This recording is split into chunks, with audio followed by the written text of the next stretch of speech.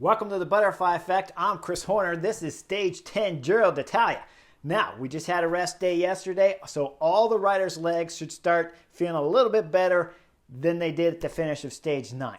When we're in the team buses here on Stage 10, you have to look at the course, and at 195 kilometers, about 120 miles long, you gotta believe with 100 kilometers flat section of the beginning part of today's stage, and then that last 90 kilometers, it starts climbing and rolling all the way to the finish of today's stage. Now, when you look at that stage a little bit closer, you go all the way to the last climb. It's about 4 kilometers long, 4% average, but has pitches of 11%, and it will summit just over 8 kilometers before today's finish line. So when we go into the buses with the team directors, and when I'm talking about Intermarché, and you have Biniam Girmay, the Eritrean on that team, you got to look at this stage and think, how can we get to 8 kilometers to go and get rid of all the fast sprinters before then, talking about Arnaud Démare, Caleb Ewan, Cavendish, Fernando Gaviria. You want those guys gone. And if you can get Giacomo Nizzolo off the back too, why not? That'll leave the fastest rider up there, Biniam Girmay, Intermarché, as being the premier favorite with 8 kilometers to go. The problem is, though, at 8 kilometers to go, Biniam Girmay has to have teammates around him because you know the group's going to be fairly sizable and he'll get attacked left and right. So, Intermarché's objective, keep the group all together when we start getting into the mountain stages, bring them back, and then at 8 kilometers to go, have some teammates with Biniam Girmay. It's easy peasy. It's that simple. But now here's the other problem. You got sprinters. You got to get rid of those 4 sprinters, if not 5 sprinters back there. And you have one, Mathieu van der Poel, that rides for Alpecin Phoenix. Mathieu van der Poel's team want almost the same tactics of Biniam Girmay, except for they want to get rid of Biniam Girmay by 8 kilometers to go. So that is the big dilemma facing all the teams here. Now the GC guys, they really just want to survive today's stage. And if there's an opportunity, they might throw in a little bit of effort to try to gain some time against other GC favorites. But in general, when I was a GC rider, you look at this stage, you're thinking, I just want to get out of this stage, stay fresh, don't waste too much energy, and let's get to the mountain stages that are much further to come here at Giro d'Italia. Stage starts right away. It's 3 riders going up the road. It's Alessandro Di Marchi from Israel Startup. Baez from Drone Harper. He's been in just about every break there has been here at the Giro d'Italia. And they got a little bit of company from AG2R's Nason there. Now, Lawrence Nason, he's got good form. Alessandro Di Marchi is a break specialist. And we know Baez for sure is a breakaway specialist because he's been in every one, like I already said. Those guys will get about 6.5 minutes on the peloton, being led mainly by Intermarché and Alpecin Phoenix. They did have a little bit of help from Lotto Soudal, so maybe Caleb Ewan's feeling good at the beginning part of this Stage 10 Giro. Now, when they get into the climbing, I expected to start seeing the pace really start to pick up. Intermarché is setting a decent pace on the front, but it's not bringing back time. Massive on the group up front of 3. And the first sprinter to come out the back is Caleb Ewan. Now, when the Lotto Soudal rider's coming out this early into the climbing parts of this stage, there's got to be something wrong. Another cue that there might be something wrong with Caleb Ewan has to be that when we see the picture, he's isolated, he's all by himself, and there's no Lotto teammates anywhere in sight. When we go back up to the back of the peloton, he's got 3-4 Lotto teammates sitting at the back of the peloton here that'll do nothing on this stage and still won't wait for Caleb Ewan. That tells me Caleb Ewan is not feeling good for some strange reason. Could be from the crash on Stage 1. But when you can go up a 5.5 kilometer climb like on Stage 1 and finish with the best in the Giro, and then you're getting dropped this early into the climb after you've already put your teammates on the front. Very strange tactics being employed here from Lotto Soudal. The only thing I can think of is all of a sudden the form switched for Caleb Ewan and he decided he didn't have it and sat up. But he'll finish today's stage isolated and solo and will cross the line more than 30 minutes back on today's stage winner. Now up front, the peloton still being driven by the 2 teams of Intermarché and Alpecin Phoenix. Next to come off will be Mark Cavendish from Quickstep, but he's got teammates wrapped around him. He'll lose some time on today's stage. He'll come down about 18 minutes back on today's stage winner. Now up front, the pace is still getting driven hard. But we're going to see at the back of the peloton, it's Richard Carapaz, Ineos. He's on the back of the peloton, covered in hay and field debris, so we know he had a crash. They didn't catch it on camera, but clearly Ineos rider went down. Next story of the day with 55 kilometers to go is going to be Matthew van der Poel. If you look at the picture here, the peloton coming to a halt at the back of the field. We see riders clipped out of the pedals, riders holding on to the fencing because it's Matthew van der Poel that has some kind of debris wrapped around his rear derailleur. His car will pull over to the left side of the road. That's how you know there was a little bit of a fast stop to Matthew van der Poel. Whenever you're on the left, you'll always have to change bikes on the right. He's on the left trying to fix it. His car pulls over to the left. Always dangerous to change on the left side, and here's the reason why. You see the mechanic door open up. When he opens up, it goes out into the traffic. Always dangerous for a mechanic to step out on the right side of the car if they're on the left side of the road. With that door open, all the riders, all the team cars behind see it and they make room for him. The mechanic will run up there, hand Matthew van der Poel a fresh bike. He'll jump on it. The chain will drop. He'll have to get back off, have the mechanic slip the chain back on, give him a solid push and head up the road.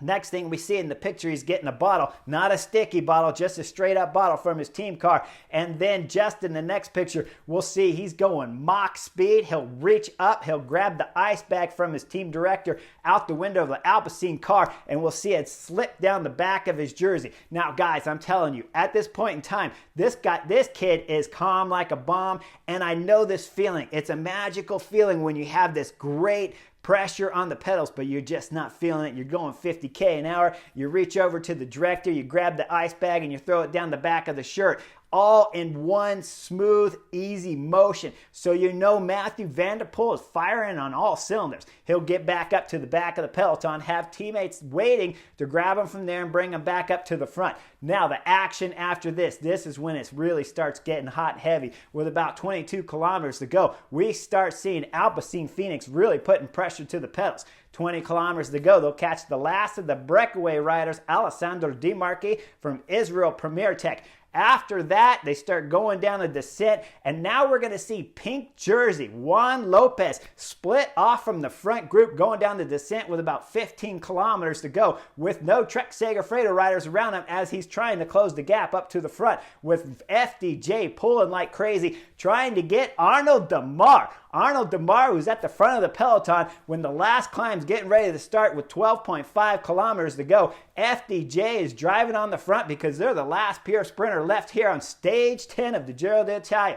Now, pink jersey wearer Juan Lopez will have his teammates Bach Mollema get back up to him and look after him going up this final climb of the Giro. Now up front, it's Alpecin Phoenix setting a blistering pace, and then we see Team Ineos getting on the front. It's Sivakov and Richard Carapaz. Jonathan Navarez was up there, and they're setting a blistering pace, and we're starting to see Arnaud Démare, points leader here on stage 10 in the purple jersey. He's coming out the back of the peloton. Up front, we see the next attack from the UAE Team Emirates, Covey. Covey's on a mission. Now, he's had a solid 2022 season. He won early in the season down in Spain. And now he's at the Giro in his home country. He's on the pedals, driving it with a solid attack going up the road. And behind, Intermarché does the bulk of the work to bring back the Italian rider. Intermarché still have riders left. Every time you look at the front of the peloton, it's Matthew van der Poel, and right on his wheels, Biniam Girmay. But Intermarché has got a grasp on this stage 10 Giro. They'll go over the top of the climb, and it was Pozzovivo, the old man of the peloton who had a fantastic stage 9 ride, and here he is on the front of the peloton with about 8.5 kilometers to go. You'll see him swing off hard right. When he swings off, Biniam Girmay's hand goes up quickly. He's waving for Pozzovivo to get back on the front. The last thing you want to do on this stage 10 when you're in this situation with Intermarché, 4 riders there. They got the dream scenario. This is the tactic. This is the race scenario that the manager was talking about before the stage started. Can we get to 8 kilometers to go with teammates wrapped around Biniam Girmay? Now Pozzovivo's trying to pull off. Biniam Girmay's waving to him. adamantly trying to get him to stay on the front. He pulls off, but don't worry, Biniam Gourmet, because you got another teammate back there. It's Jan Hurt. Jan Hurt gets on the front, starts setting tempo, and then we see an attack by the other elder statesman here, Vincenzo Nibali. Astana's throwing in attack, and Rota, Team Intermarché does a tactic here I don't like. I understand why they do it, but I don't agree with it. Rota follows the attack of Vincenzo Nibali while Jan Hurt was on the front there hurting with his legs in pain. With that move up front with Vincenzo Nibali and Rota up there, it's Mathieu van der Poel in the back of the GC favorites that's trying to win today's stage. He gets on the front and starts pulling it back. Now we're coming down to the bottom of the descent here. Mathieu van der Poel has pulled it all back together. He's first on the front of the GC group here, and then second, who else can it be? None other than Biniam Gourmet, the Eritrean, sitting second wheel, solidly locked on the Mathieu van der Poel's wheel, just like we saw at stage 8 here of the Giro.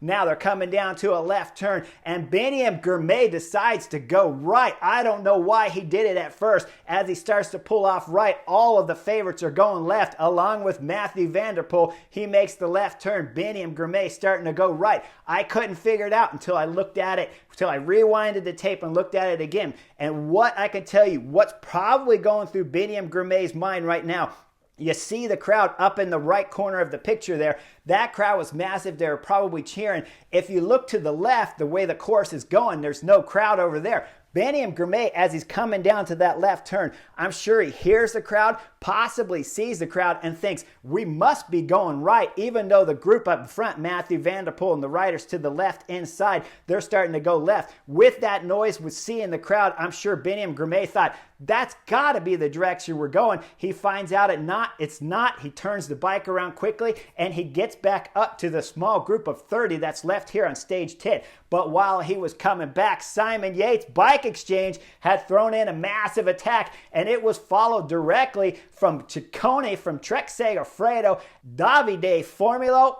And guess what? Mathieu van der Poel was on the front of the peloton. He does a big acceleration. No one can follow the wheel. It's 4 riders up front with Simon Yates. They won't work well together. Simon Yates will start to pull off, and Mathieu van der Poel will throw in another attack. That group will get brought back from Simon Yates, and it's still a group of 4 up front, and Simon Yates throws in a second attack behind in the group of GC favorites. Now, Intermarché have started to get collectively together on this small group of 30 to start chasing the Mathieu van der Poel group up front. They'll get brought back, and then Richard Carapaz, GC favorite here to win the Giro, throws in the next attack. It's quickly brought back, and then it's Hugh Carthy, EF Education, that throws in the big dig with 3 kilometers to go. He'll hold off all the way to about 1.5 kilometers as the group behind from UAE team members was pulling him back. When he gets pulled back, now we're at 1.2 kilometers to go, and it's Rota that's on the front. Intermarché has found their way back to the front of the peloton and pulling hard. With about 600-700 meters to go, Bora Hansgrohe takes over on the front after the Intermarché. Rota got tired. With Bora Hansgrohe on the front, 600 meters to go. On the left, on the right side of the road, left in your picture, we're going to see Posto Vivo, the ancient climber here at Giro d'Italia. He is coming up the right side. 600 meters to go, thereabouts. He's going to pause and hesitate just a second.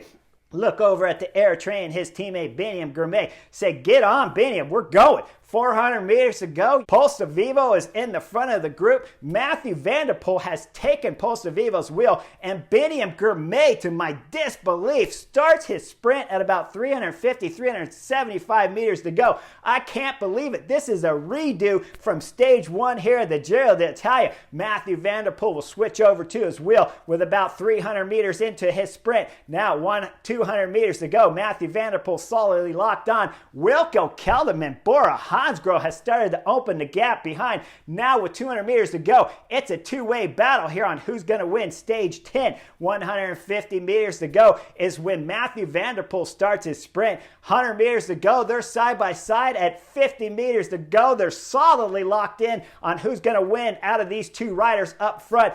10 meters later, Mathieu van der Poel's legs fall off. You see him look right over at the Eritrean. give him the thumbs up, and the Air Train accelerates all the way to the line to take a historic Giro d'Italia victory here on stage 10 for Intermarché and for Africa as a whole. This was a historic moment in cycling. Not only did Biniam Girmay win Get Well, but get one of the major classics in the early part of the spring season, but now the first African rider to win a stage of Giro d'Italia. Now, Mathieu van der Poel was exceptional. You got to remember he did a ton of work all the way up the last climb and down the descent. But let me point one thing out. When Mathieu van der Poel was attacking down that descent, it was the Air Train, Biniam Girmay, that closed that gap. So Biniam did a lot of his own work here for Intermarché before the finish of the stage and still won the sprint. Now I'll tell you guys straight up, and I already told you, but I'll point it out again. At 375 meters when he started this sprint, I thought it was a given. This just looked like a replay of stage 1. He went early. Mathieu van der Poel comes up and takes the stage win, but it wasn't to be because Biniam Girmay is just exceptional here this deep into Giro d'Italia on stage 10 even, and had fabulous legs to hold off the legendary rider Mathieu van der Poel, going pull for pull with the Air Train with 50 meters to go. And then when you see him explode, when I was sitting on the couch, I was cheering like crazy, and you see the thumbs up from Mathieu van der Poel that understands the historic moment that's happening here for Biniam Girmay, who's going to win the stage. A fantastic day to watch. If you got time, go back and watch the last 50 kilometers. It was exciting all the way to the finish. The race started celebrating Michele Scarponi, the Astana rider that passed away 5 years ago. There was banners everywhere throughout today's stage 10. It was a memorable moment.